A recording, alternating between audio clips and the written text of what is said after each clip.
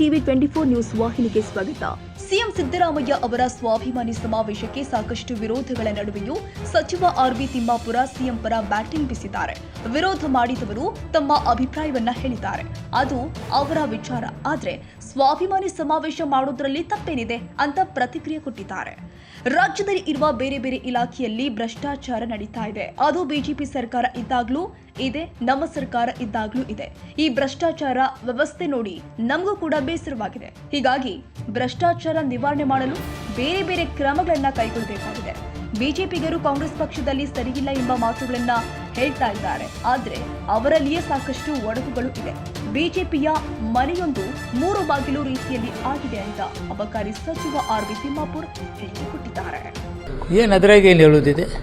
ಸ್ವಾಭಿಮಾನಿಗಳಿಗೆ ಅವ್ರಿಗೊಂದು ಸನ್ಮಾನ ಮಾಡ್ತಾರೆ, ಸಭೆ ಮಾಡ್ತಾರೆ. ಅದ್ರಾಗ ಏನು ಹೇಳೋದಿದೆ? ಎಲ್ಲಿ ವಿರೋಧ ಆಗಿದೆ? ಏನತ್ತೆ ಪ್ರತಿಷ್ಠೆಗೋಸ್ಕರ ಮಾಡ್ತಾ ಇದ್ದಾರೆ, ಅದು ಪಕ್ಷದ ಧ್ವಜ. ಕೆಲವರು ಎಲ್ಲರದ್ದು ಅಭಿಪ್ರಾಯ ವ್ಯಕ್ತಪಡಿಸ್ಬೇಕಲ್ರಿ. ನಿನ್ನ ಅಭಿಪ್ರಾಯ ನೀನು ವ್ಯಕ್ತಪಡಿಸ್ತೇವೆ, ನನ್ನ ಅಭಿಪ್ರಾಯ ನಾನು ಏನು ತಪ್ಪು ರತಿಂಗ್ ರಾವ್. ಈ ಸಮಯದಲ್ಲಿ ಸ್ವಾಭಿಮಾನ ಸಮಾವೇಶ ಯಾಕೆ ಸರ್? ಈಗ ಮಾಡಿದ್ರಿ ಏನು ತಪ್ಪು? ಈಗ ನನ್ನ ಅಭಿಮಾನಪ್ಪ, ನಿನಗೊಂದು ಸನ್ಮಾನ ಮಾಡ್ತೀನಿ, ಏನು ತಪ್ಪು? ಪಕ್ಷದ ಒಂದು ಅವ್ರನ್ನೂ ಪಕ್ಷನೂ ಇಟ್ಕೊಂಡಿರ್ತೀವಲ್ಲ. ಏನು ಸಿ ಎಮ್ ಸಾಹೇಬ್ರು ಏನು ಪಕ್ಷ ಇಟ್ಕೊಂಡಿರಲಿಲ್ಲ ಅಂತ ಹೇಳಿಲ್ಲಲ್ಲ. ಸರ್, ಈಗ ಎಲ್ಲೋ ಒಂದು ಕಡೆ ಸಂಪುಟ ಪುನರ್ರಚನೆ ಆಗತ್ತಾ? ಏನು ನಿಮ್ಗೆ ಗೊತ್ತಪ್ಪ, ನನಗಂತೂ ಗೊತ್ತಿಲ್ಲ. ಪುನರ್ರಚನೆ ಆಗೋದು ನನಗಂತೂ ಗೊತ್ತಿಲ್ಲ. ನಿಮ್ಗೆ ಯಾರು ಹೇಳಿದ್ರ? ಎಚ್.ಕೆ. ಪಾಟೀಲ್ ಅವರು ಹೇಳಿದ್ರು, ಸಚಿವರ ಮೌಲ್ಯಮಾಪನ ನಡೀತಾ ಇದೆ. ಮೌಲ್ಯಮಾಪನ ಇದೆಲ್ಲ ನಡಿಬೇಕಲ್ಲ, ನಡಿಬಾರ್ದಾ? ಯಾರು ಚೆನ್ನಾಗಿ ವರ್ಕ್ ಮಾಡ್ತಾರಿಲ್ಲ ಅಂದೆಲ್ಲ ನಡಿಬೇಕಲ್ಲ. ಪರ್ಫಾರ್ಮೆನ್ಸ್ ರೆಡಿ ತಗೊಂಡು ಪರ್ಫಾರ್ಮೆನ್ಸ್ ಎಲ್ಲ ಮಾಡಬೇಕಲ್ಲ. ಯಾಕೆ ಮಾಡಬಾರ್ದು?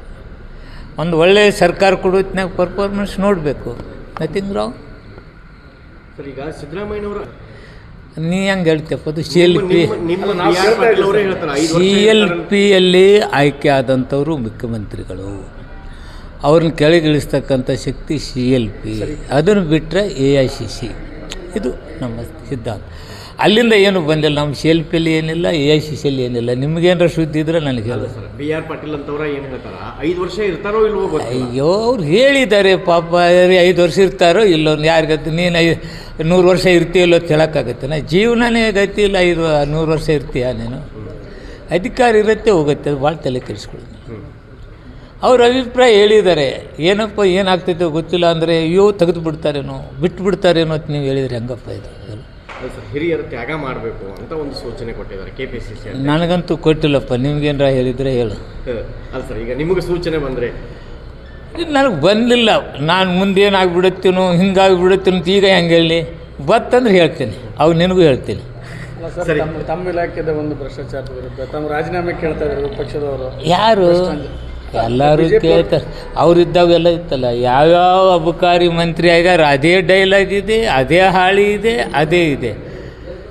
ಈಗೂ ಅದೇ ಇದೆ. ನಾನು ಸುಧಾರಣೆ ತರೋದು ಗಮನ ಹರಿಸ್ತಾ ಇದ್ದೀನಿ, ಸುಧಾರಣೆ ತರ್ತೀನಿ. ಸರ್, ಈಗ ನಿಮ್ಮದು BJP ಅವರು ಹೇಳ್ತಿದ್ರು ಕಾಂಗ್ರೆಸ್ ಒಡೆದ ಮನೆ ಆಗಿದೆ, DK ಶಿವಕುಮಾರ್ ಅಂದಿತ್ತು. ಈಗ ವಕ್ಫ್ ವಿರುದ್ಧ ಹೋರಾಟದಾಗ ಅವರವರೇ ಬಣಗಳಾಗಿದ್ದಾವೆ ಸರ್. ವಕ್ಫ್ ವಿರುದ್ಧ ವಿಚಾರದಲ್ಲಿ BJP ಅವರಷ್ಟು ನೋಟಿಸು ಮತ್ತೊಂದು ನಾವು ಕೊಟ್ಟಿಲ್ಲ.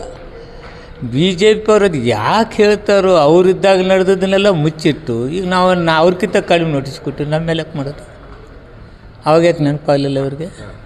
ಸರ್, ಈಗ ಅಲ್ಲೇ ಬಣಗಳಾಗ್ಯಾವ. ಒಂದು ಕಡೆ ಯತ್ನಾಳ ಬಣ, ಮತ್ತೊಂದು ಕಡೆ ವಿಜಯೇಂದ್ರ ಬಣ. ಅಯ್ಯೋ, ಒಡೆದು ಮೂರಾ ಬಟ್ಟೆಗಿದೆ BJP. ಅದನ್ನು ಸುಧಾರಿಸ್ಕೊಂಡು ಹೇಳಿದ್ರೆ ಡೋಂಟ್ ಕೇರ್, ನಾನು ಹೈಕಮಾಂಡ್ಗೂ ಏನು ಕೇರ್ ಮಾಡಲ್ಲ ಅಂತಿದ್ದಾರೆ ಸರ್. ಅವ್ರ ಪಕ್ಷದಾಗ ಲೀಡರು, ಲೀಡರಾಗಿ ಹೇಳ್ತಾನೆ. ಒಂದು ಕಾಂಗ್ರೆಸ್ ಮುಖವಾಣಿ ಅಂತ ಕೆಲಸ ಮಾಡ್ತಿದಾರಂತೆ ಗೌಡ್ರು. ಯಾರು? ಯತ್ನಾಳ್ ಗೌಡರು ಕಾಂಗ್ರೆಸ್ ಮುಖವಾಣಿ ಅಂತ. BJPಯಲ್ಲಿ ತಪ್ಪುಗಳನ್ನು ಹೇಳಿದ್ರೆ ಕಾಂಗ್ರೆಸ್ ಮುಖವಾಣಿ ಆಗ್ತಾರ? ಆಗಕ್ಕೆ ಸಿಕ್ಕೇನ? ಅವ್ರದ್ದು ಏನೋ ಅವ್ರದ್ದಾದ ಒಂದು ತತ್ವ ಇದನ್ನು ಇಟ್ಕೊಂಡು BJPಯಲ್ಲಿ ಬೆಳೆದವರು. ಅವರು ಕೇಂದ್ರ ಸಚಿವರು. ಅದು ಅವ್ರದ್ದಾದ ವಿಚಾರಗಳನ್ನ ಹೇಳಿದ್ರೆ ಕಾಂಗ್ರೆಸ್ ಜೊತೆ ಬಂದುಬಿಟ್ಟಂಗೆ ಆಯ್ತಾ? ಅವ್ರ ರಿಯಾಲಿಟಿ ಏನು ನಡೀತಾ ಇದೆ ಅನ್ನೋದೇನೋ ಹೇಳಿದ್ದಾರೆ. ಅವ್ರ ಪಕ್ಷದಾಗ ಏನು ನಡೀತೈತೋ ನನಗೂ ಚೆನ್ನಾಗಿ ಗೊತ್ತಿಲ್ಲ. ಹಿಂಗಾದ್ರೆ ಹೆಂಗೆ ಸರ್ ಪರಿಸ್ಥಿತಿ ಎಲ್ಲಿಗೆ ಹೋಗುತ್ತಂತ? 3ಕ್ಕೆ 3 ಸೋತರು. ಅವ್ರನ್ನ ಕೇಳಬೇಕಲ್ಲ ನೀನು, ನನಗೆ ಕೇಳಿದರೆ ಹೆಂಗೆ?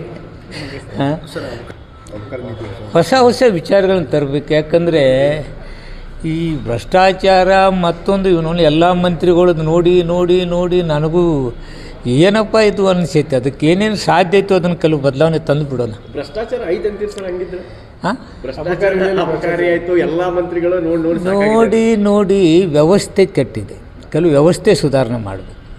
ವ್ಯವಸ್ಥೆ ಹಾಗೆ ಇಟ್ಟಾಗ ಅಲ್ಪ ಸ್ವಲ್ಪ ಇಂಥ ಟೀಕೆಗಳು ಬರ್ತವೆ. ಆ ವ್ಯವಸ್ಥೆ ಸರಿ ಮಾಡ್ತಕ್ಕಂಥ ಕೆಲಸಕ್ಕೆ ನಾನು ಕೈ ಹಾಕಿದ್ದೀನಿ, ಮಾಡ್ತೇನೆ. ನಿಮ್ಮ ಇಲಾಖೆಯಲ್ಲಿ ಕೆಲ ಅಧಿಕಾರಿಗಳು CL7 ಬಾರ್ಗಿಲ್ ಕೊಡಲಿಕ್ಕೆ ಲಂಚ ತಗೊಂಡು ಪ್ರಕರಣ ಹೇಳಿದ್ನೆಲ್ಲ, ಇಬ್ಬರನ್ನ ಸಸ್ಪೆಂಡ್ ಮಾಡಿದ್ದೀವಿ. ವಿದಿನ್ 24 hours ಅಧಿಕಾರಿಗಳು ಸಸ್ಪೆಂಡ್. Okay sir. ಥ್ಯಾಂಕ್ ಕನ್ನಡಿಗರ ಮೆಚ್ಚಿನ ನಿಮ್ಮ ಟಿವಿ 24 ಕನ್ನಡ ನ್ಯೂಸ್ ವಾಹಿನಿ ಇದೀಗ ಟಿವಿಯಲ್ಲಿ ಲಭ್ಯ. ಕರ್ನಾಟಕ ಮತ್ತು ದೇಶ ವಿದೇಶದ 360 ಡಿಗ್ರಿ ಸುದ್ದಿ ಹಾಗೂ ಉತ್ತರ ಕರ್ನಾಟಕ, ಬೆಳಗಾವಿ, ಬಾಗಲಕೋಟೆ, ಧಾರವಾಡ, ಹಾವೇರಿ, ಗದಗ, ಬಿಜಾಪುರ ಜಿಲ್ಲೆಯ ಕ್ಷಣ ಕ್ಷಣದ ವಿವರವನ್ನ ಪಡೆಯುವುದಕ್ಕೆ ಟಿವಿ 24 ಕನ್ನಡ ನ್ಯೂಸ್ ವಾಹಿನಿಯನ್ನ ಲೈಕ್ ಮಾಡಿ, ವಿಡಿಯೋಗಳನ್ನ ಶೇರ್ ಮಾಡಿ, ಕಮೆಂಟ್ ಮಾಡುವ ಮೂಲಕ ನಮ್ಮ ವಾಹಿನಿಗೆ ಸಹಕಾರ ನೀಡಿ ಮತ್ತು ಚಾನೆಲ್ ಅನ್ನ ಸಬ್ಸ್ಕ್ರೈಬ್ ಮಾಡಿ. Thank you.